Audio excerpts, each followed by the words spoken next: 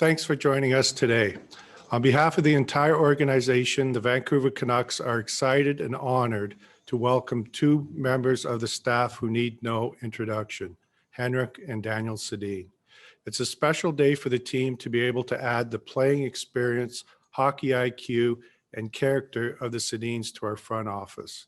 We're grateful to have Henrik and Daniel Sedin start the next stage of their careers and learn the business side of the game with us. First of all, congratulations, guys. I'll start with Henrik. Just your thoughts on getting to this day after, I'm sure talking about this and discussing it for months, and how excited you are to get underway with the job. Yes, thank you. Just want to thank the Aquilini family and Jim for giving us this opportunity, first of all. And it's taken some time. I mean, we don't take this lightly. We wanted to make sure that we came in the right roles and feeling that we can do our best job and trying to help. And Daniel, you guys are going to be involved in a lot of different areas of the hockey operations side of the organization. Is there one area in particular that you're most excited about working in? I mean, we talked about this. We're coming in as rookies, old rookies, but we want to come in and learn all aspects of this side of the business. And we're just excited to be back with the organization. We worked with so many great people throughout the years. Great teammates, coaches, management. So we're excited to be back, and we're coming in with wide eyes and I want to learn. We'll go next to Ben Kuzma, Post Media. Good morning, gentlemen. Congratulations. I have a question and a follow-up, and I'll get Henrik to start because he wore the C, and Daniel can follow up. My first question, guys, is who did you reach out to when you were thinking about this process? Obviously, you played with some prolific players here who moved on in hockey op roles, Marcus and Naslund, obviously, with Moto and Trevor here. Who did you reach out to for some advice? That's my first question. Yeah, well, like I said, we didn't take this lightly, and we want to come in and do a good job, the best of our the best we can. So of course we talked to a lot of people, and Trevor was one of them. Stan Smeel was another guy, and we talked to more people than that. So good discussions, and we're excited to be back. Daniel? Yeah, same here. Like, okay. To come into this role, I think you need to know what it's all about, and we want to come in and be able to do a good job. And I think this timing is perfect for us. I think when we were done playing, I think we needed time with our families and wind down and do all the other things in life. And now we're ready to come back and work hard. My follow-up question here for both of you. There are star players who are currently in the NHL who have evolved into prime hockey op situations, Sakic in Colorado and Yzerman in Tampa and in Detroit. Is this very much a let's see how it goes, or is there an end game down the road here in long-term involvement with the club? We have no game plan. Like I said, we come in and we're gonna find a role that where we can do the best job we can, and we'll see where it takes us. But we right now we're happy with this role and be able to help the team this way, and then we'll like I said, we'll see where it goes. Next is Ian McIntyre, Sportsnet. Good morning, fellas. I know you've missed events like this. Can you tell me, Henrik, why you guys are doing this? I know you don't need any more fame or money. You have pretty nice lives. You each have, children who still need you very much. Why now? Why are you doing this? Well, there's number one, our only answer is that we care about this team. That's and we've said after we were done playing that this is a side of the game where I think we can help, and we've taken our time, and we care a lot about this team. So to be able to come back and help is a great feeling. Hopefully but we're not looking for fame again. That's Let's be clear with that. So we're hoping to come in and do a good job and try to stay in the background as much as possible. And I'll ask you this one, Danny. The team just had its most disappointing season probably since the 1990s for what was expected and what occurred, and there were lots of reasons for that. But this will be viewed as great optics for the Canucks. How concerned or were you aware of the optics, and how important was it for you guys to make sure that you had something you felt was meaningful and not just something that was token? No, we, like Henrik said, we care about this team, care about the people that work here. That's the number one reason, the only reason we come in. We want to do a good job, and that's been our mindset from the first day we came here 20 something years ago. So we'll do the same in this role, and we're looking forward to seeing this side of the business. It's going to take a lot of learning, and we're aware of that, but we're 100% committed. We'll go to Jay Janwer, Global BC. Hank, Danny, great to see you. Congratulations on the appointment. For the last 20 plus years, we've watched you guys on the ice, always in sync, always thinking the same way, always playing the same way. I'm wondering if that's going to apply to the way that you evaluate players, the way you go about doing your job in the front office. Do you have a different opinion when you look at players and when you want to handle things? I'll start with you, Hank. I think we see hockey the same way. As you saw when we played, I think we have a good understanding of how you need to be successful in this league. We also we've been in a lot of very good teams, and I think we know what those teams had when you talk about culture and those things. So that's I think we have the same opinion on a lot of things. There's aspects where we might not agree, and I think that's what you need in a good organization is a lot of discussion and a lot of feedback from different people. So that's a good thing. Danny, when was the last time you didn't see eye to eye with Henrik, either on the ice or in a decision? I think teammates playing with us, and especially line mates, I think they've seen us go back and forth quite a bit on the bench. I think we demand a lot from each other, and sometimes you're going to have disagreements, but for the most part, you have a discussion, and then you move on. So, like Henrik said, I think you need that discussion to happen, and then you'll get the best results. We'll go next to Yanni Bengtsson with NHL.com Sweden. Hej grabbar. Hör ni mig eller? Jajamän. Ja, vad bra. Jo, jag tänkte ansluta lite till den här, I'm connecting to the question you had just before this. Will you work together? I mean, always together like you play together, or will you work, you, Henrik, with one area and you, Daniel, with another area, or will you do everything together? I think in an organization, I think everyone works together. That doesn't matter if you're the GM or the owner or the players. You should all work together towards the same goals. So that's that doesn't mean we're going to watch every practice together or do those things, but we work together for sure.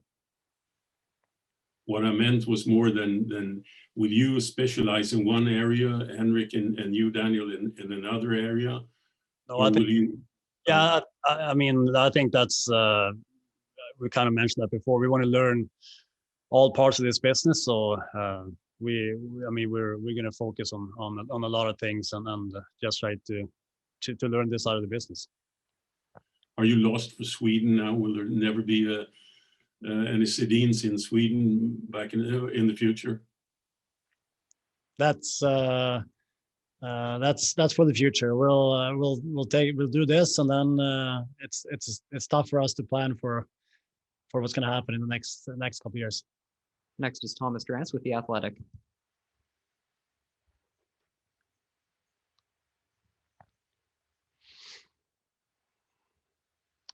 Excuse me. In terms of an overall overarching philosophy. I know you've watched a ton of games since your retirement. What's your overall hockey philosophy that you bring to this on day one, even though, of course, you'll go through the motions of learning some of the intricacies of the business side? I think, like Henrik said before, I think we've been on successful teams. We had some really good teams in this organization. I think we know what those teams had. I think culture, what you bring to practice every day, what you bring to games every day, how you come into training camp, those things all come in play to be a successful team. And I think we've seen that firsthand with a lot of our teams. So I think we can. It'll be fun to be a part of this group and this team and see that they have the same things. And a question for Jim, if I could. Jim, in terms of what your club's looking at over the next 2.5 weeks, I guess, before a roster freeze, how do you expect the Twins to contribute in the immediate future, as they are also getting their feet wet on the management side? Yeah, well, they're like, when we started this process, they're going to be involved in all the different aspects of what we do. And that's from, team building, talking about the types of players we want, what we want the team to look like. They'll be part of our pro scouting meetings heading into the expansion draft here, be part of our free agent meetings when we talk about free agents or adding players to our group. So they're going to be involved, like they played on good teams. They understand what good teams look like. They're passionate about wanting to do this. And so they're going to have a big voice in what we do here going forward. And I'm really looking forward to working with them. We'll take our next question from Jim Morris, Canadian Press. Congratulations, Henrik and Daniel. Maybe Henrik, I know you've had this job for all of 24 hours now, but if you're looking at what do you see, what do you think this team needs to rebuild? Is it one thing? Is it many things? Is it, in your mind right now, and I know you haven't had a lot of time and I know you say you want to learn, but what do you see the first thing that leaps out to you? Well, like I said, we've been on good teams. I think number one, to create a winning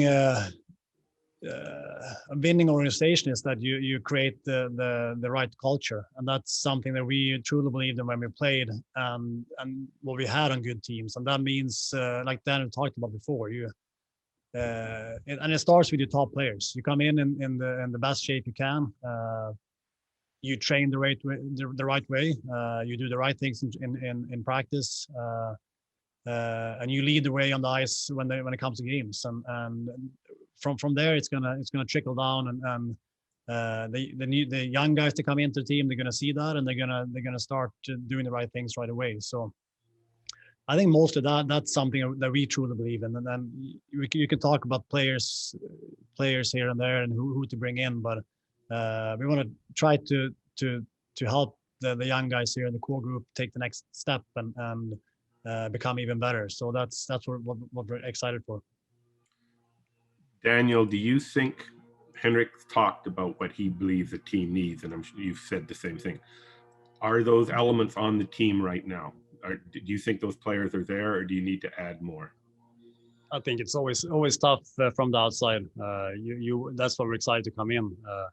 Want to be part of this, and we can only go back to what we had on our teams that were successful, and that's what we've been talking about today. I think the core group here is fantastic.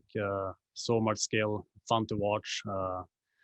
I think with any young core group, they need to take steps every year, like we needed to when we were young. So that's kind of the only way your team will get better is if they take those steps and never be satisfied. I think that's the main thing for us when we played. We always wanted to take steps every year, and if they can do that, I think this will be an exciting group to be a part of.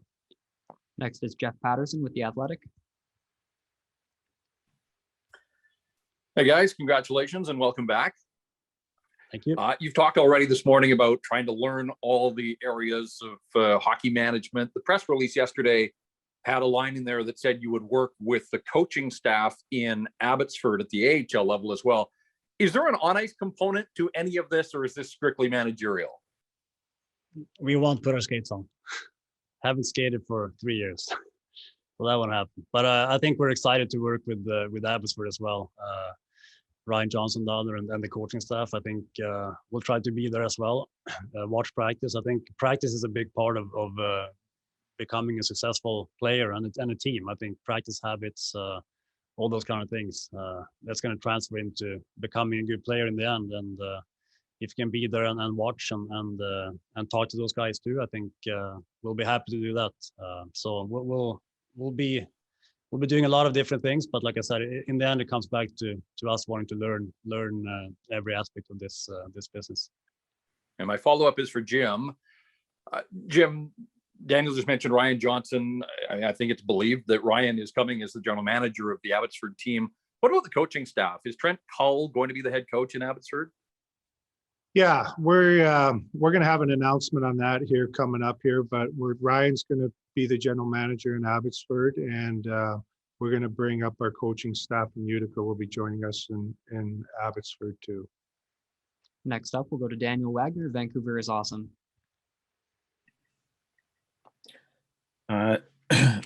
Henrik, I just wanted to ask about kind of the negotiations when you were talking about, was there a back and forth in terms of what your role would be, how much responsibility you would take, and also in regards to job title? It's notably the same job title Luongo has with the Florida Panthers. Like, was that all part of the discussion, and is that what took the most time? Yeah, we had some really good discussions back and forth, and like I said, we don't take this lightly. We didn't want to come in and just come in because of our names, and also like I said, we're rookies. We don't want to come in and take a role that we don't believe that we can help. So those are all part of the discussion. And it took some time to figure out exactly the role, but we're happy with where we are right now. And for both of you, like you've talked about culture and the teams that you were a part of that were successful. When you were playing, analytics were very friendly to you. Your underlying statistics, your puck possession statistics were always very good. Is that something you've stayed aware of? And how do analytics play a role in how you might become a decision maker at the managerial level? I think analytics is very important,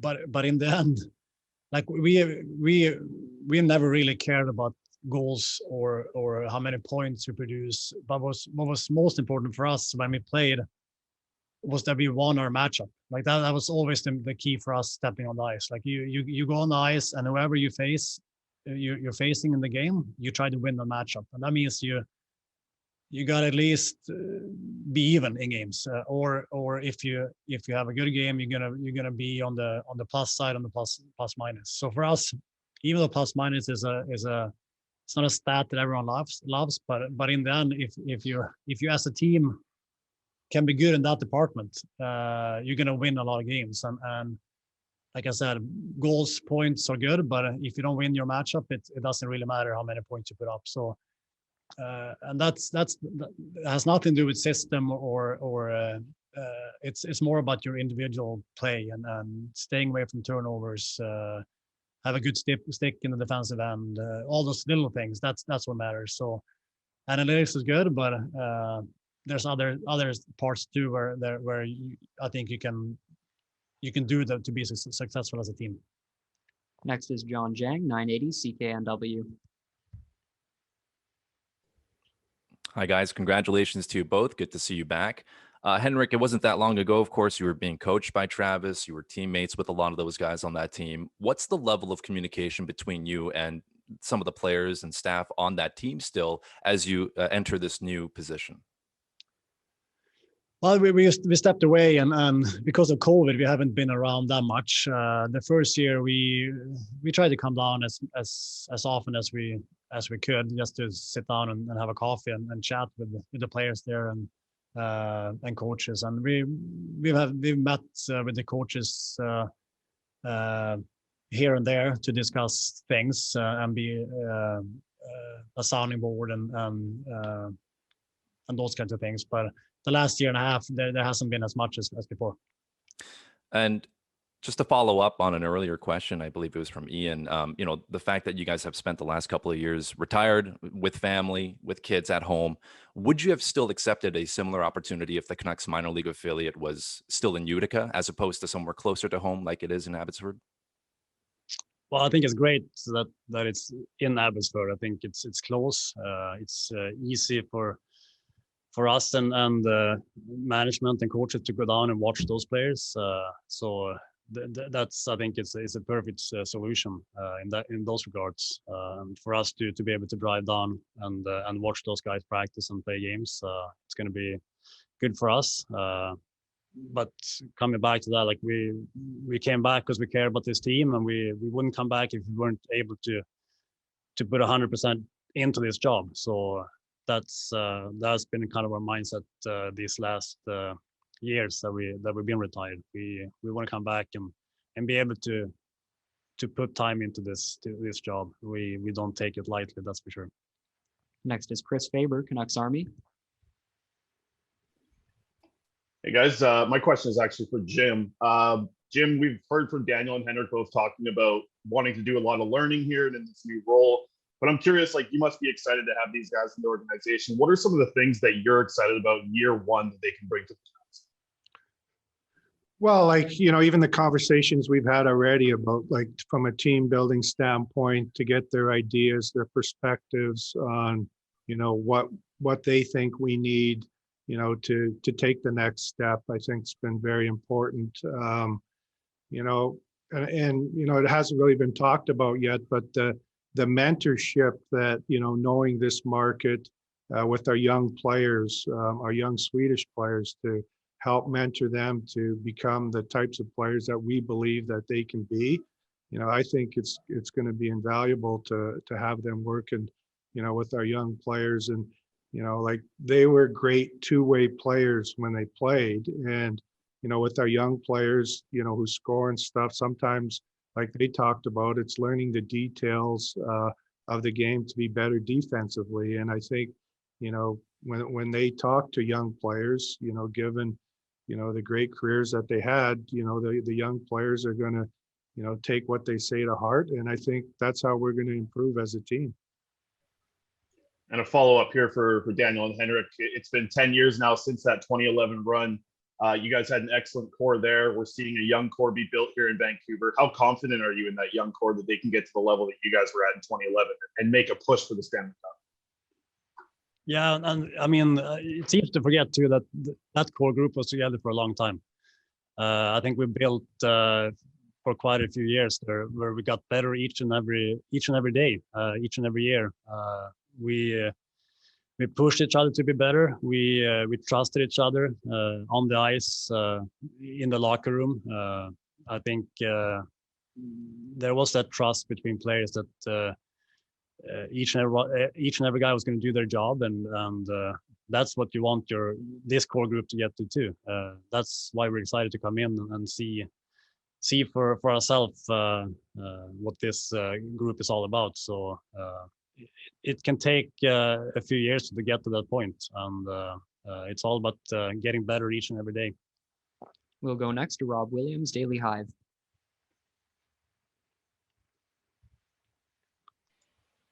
Yeah, question for Henrik. You guys have said that you are, eager to learn. What do you think the biggest challenge will be coming into this new role?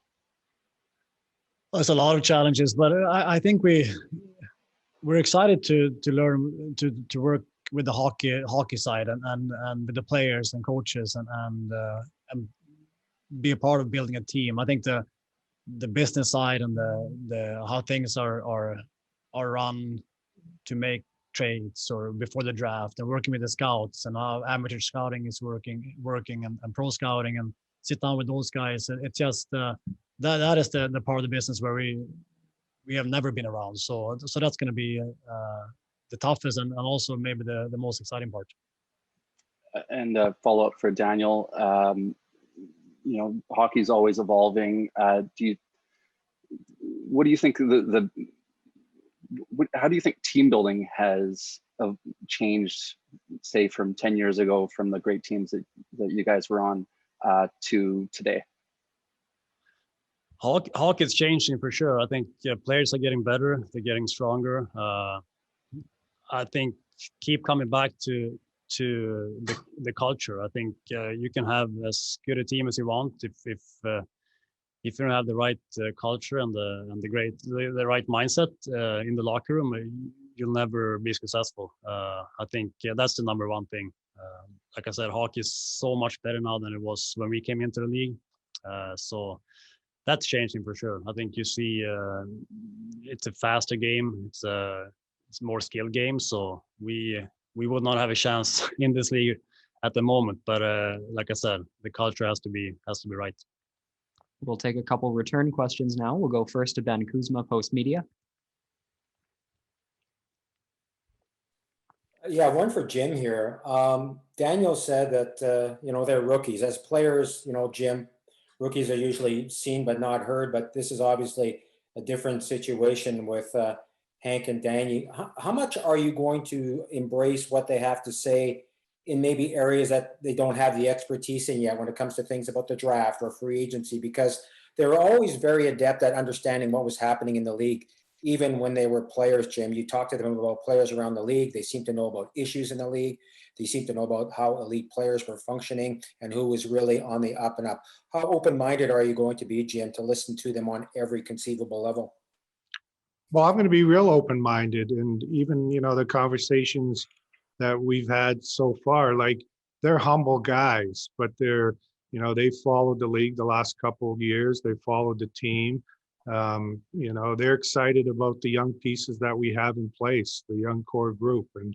And now it's about trying to get this young core group to the next step. And, they want to be part of that. And so I'm very excited that, they've joined us today, and, they're not that far removed from the league. So they still, know a lot of the players in the league. They know what winning teams look like. So, I'm going to be listening to them, and they're going to be a big part of our decision-making process moving forward. Thank you. We have two more questions here. We'll go first to Thomas Drance, The Athletic. I'll pose this one to Henrik if I could. You've both talked a lot about teams you played on in the past and how long a run you had together building as a core group.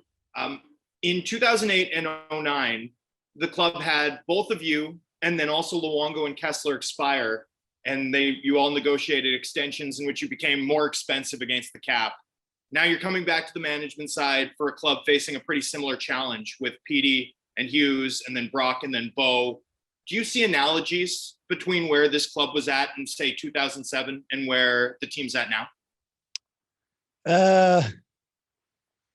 Yeah, maybe. I mean, like, when you talk about contracts, and successful teams and salaries in this era, I think it's very easy to, well, easy. It's fairly easy to build a good team, and that's if every player can outplay their own contract. So that's an easy way of becoming a good team and building one. So I think you want to have players that want to play here and be successful here in Vancouver, and that's the only way you can be successful. And we had some great pieces back then, and there's some great pieces here now. So there's some similarities for sure.